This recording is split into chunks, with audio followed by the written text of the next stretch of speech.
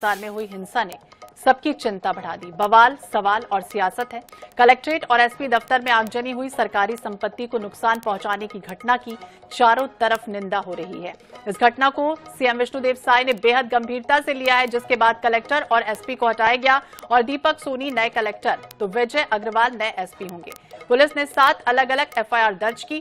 उपद्रवियों की तलाश के लिए 12 टीमें बनाई गई और वहीं मंगलवार देर रात तक 73 आरोपियों को गिरफ्तार किया जा चुका है। करीब 200 ऐसे लोग हैं जो हिरासत में हैं और इस घटना के विरोध में व्यापारियों ने गुरुवार को बलौदा बाजार बंद भी बुलाया है। घटना को लेकर सियासत तेज है। वहीं भाजपा नेताओं ने कांग्रेस पर षड्यंत्र करने का भी आरोप लगाया है। तो डिप्टी सीएम अरुण साव ने कहा कि कांग्रेस ने 5 साल प्रदेश में अराजकता फैलाकर रखी थी और अब भी कांग्रेस नेता उस मानसिकता से बाहर नहीं आए। इधर कांग्रेस विधायक कविता प्राण लहरे ने पलटवार किया और ये कहा है कि मैंने लोगों को उकसाने का नहीं बल्कि शांत करने का काम किया। मैं सतनामी समाज की बेटी हूं। सरकार ने समय पर कार्रवाई नहीं की, इसलिए आक्रोश बढ़ा। इधर कांग्रेस नेता 14 जून को बलौदा बाजार जाएंगे, घटनास्थल का निरीक्षण करेंगे। देखिए, 5 साल में जब उनकी सरकार थी तब भी प्रदेश में अराजकता अव्यवस्था उन्होंने फैला कर रखी थी। सत्ता में जाने के बाद, सत्ता से हटने के बाद उनकी मानसिकता में बदलाव नहीं आया है और जिस प्रकार से कांग्रेस के विधायकों और नेताओं की भूमिका दिखी है, फोटोग्राफ में दिखे हैं, कार्यक्रम में दिखे हैं, तो कहीं न कहीं ये स्पष्ट हो रहा है कि कांग्रेस के नेताओं ने इस घटना को अंजाम देने में कोई पर्दे के पीछे, कोई पर्दे के बाहर रहकर भूमिका निभाई है। निश्चित रूप से घटना की विस्तृत जांच होगी और जो भी दोषी पाए जाएंगे उन पर कड़ी कार्रवाई होगी। गिरफ्त पुलिस आंदोलन सीधा बलौदा बाजार तक पहुंची से और बलौदा बाजार में आंदोलन रहीस और मैं एक सतनामी समाज के बेटी हूँ। जहाँ भी मोर समाज के देवता ला, व्यक्ति ला अगर नुकसान पहुंचाए काम करही तो मोला इतना बड़े एक संवैधानिक पद में बिठा है और मैं सतनामी समाज के बेटी होने के नाते मैं हर जगह जहाँ। और रही बात भारतीय जनता पार्टी मोर ऊपर आरोप लगा है कि आंदोलन में समाज उत्साह काम करे है। आप मतलब शायद पता हो ही मोर वीडियो वायरल लगातार हुआ थे। मैं समाज ला उत्साह के काम नहीं करे हूँ।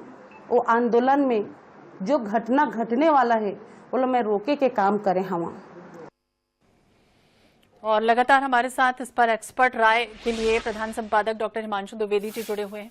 सर, आपसे ये भी समझना चाहेंगे कि पहले शांतिपूर्ण प्रदर्शन चल रहा था और उसके बाद घटना लगातार बढ़ी, आगजनी और कई तरह के तनाव में बदल गई और उसके बाद अब सियासत खूब हो रही है। लगातार ये कहा जा रहा है कि पर्दे के पीछे कोई और है।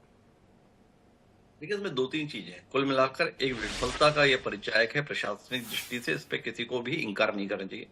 इसकी जिम्मेदार लोगों को लेनी ही होगी।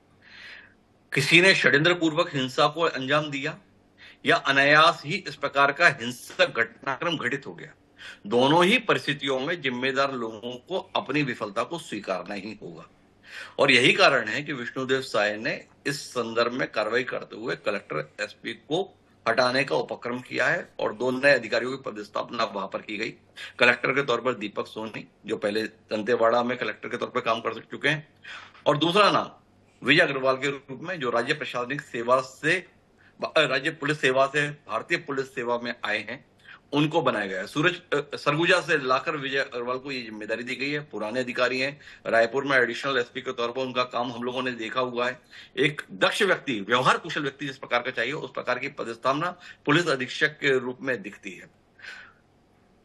महत्वपूर्ण बात क्या है? महत्वपूर्ण बात यह है कि आरोप प्रत्यारोप अपनी जगह, लेकिन गिरौदपुरी और सतनामी समाज को लेकर सरकारें सदैव सचेत रही हैं।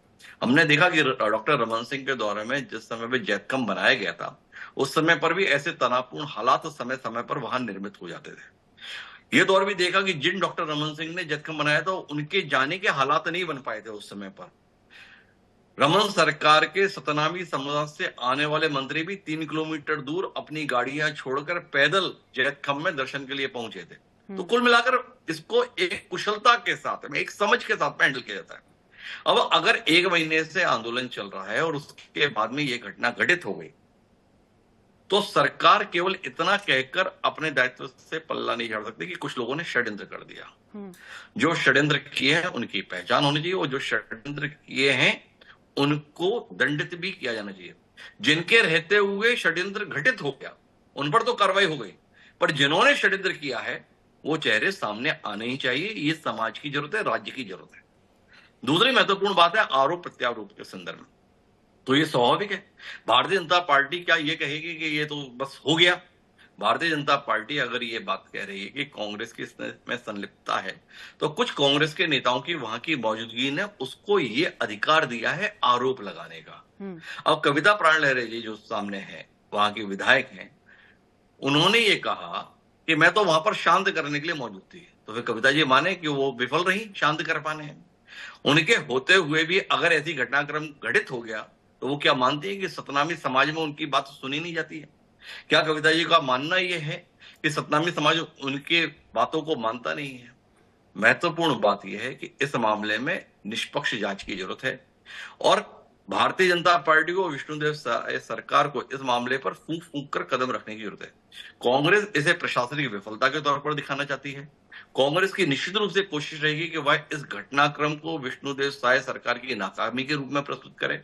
वो विष्णुदेव साय सरकार जिसको नक्सल मोर्चे पर बड़ी सफलताएं मिल रही हैं, वो राज्य की कानून व्यवस्था संभालने के संदर्भ में अगर कटघरे में खड़ा होती है तो निश्चित रूप से कांग्रेस के लिए तो ये बेहतर स्थिति होगी नहीं। तो कांग्रेस इसमें सियासत करने से क्यों चूकेगी? भाई सियासी दल है।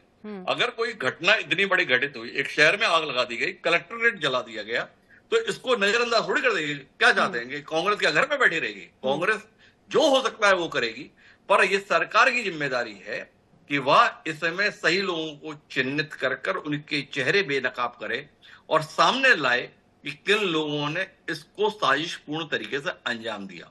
जितना बड़ा घटनाक्रम घटित हुआ है उसके संदर्भ में कांग्रेस को भी ये मानना ही होगा कि ये अनायास नहीं है। कहीं ना कहीं इसमें कुछ ना कुछ समाज विरोधी तत्व शामिल थे जिन्होंने इस तरीके से सुनियोजित तरीके से घटना को अंजाम दिया और सरकार की जिम्मेदारी है कि वो विफलता के संदर्भ में जो लोग जिम्मेदार हैं उनके खिलाफ कार्रवाई करे।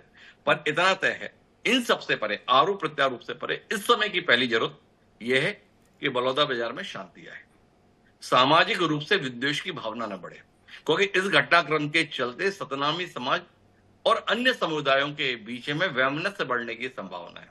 कल जिस तरीके से मुख्यमंत्री ने समाजों की बैठक लेकर इसमें एक सौहार्द बनाने की कोशिश की है, ये स्थानीय स्तर पर भी शुरू होना चाहिए। नए कलेक्टर, एसपी जो वहां पहुंच रहे हैं, उनकी पहली जिम्मेदारी समाज के बीच में एक दूसरे के प्रति द्वेष खत्म करने की है। वो द्वेष खत्म होना जरूरी है, नहीं तो इस प्रकार की घटना आगे भी घटित हो सकती है। तो ये सबसे पहली जरूरत है कि लोगों के बीच में परस्पर भरोसा, विश्वास, प्रेम और सद्भाव का वातावरण बने।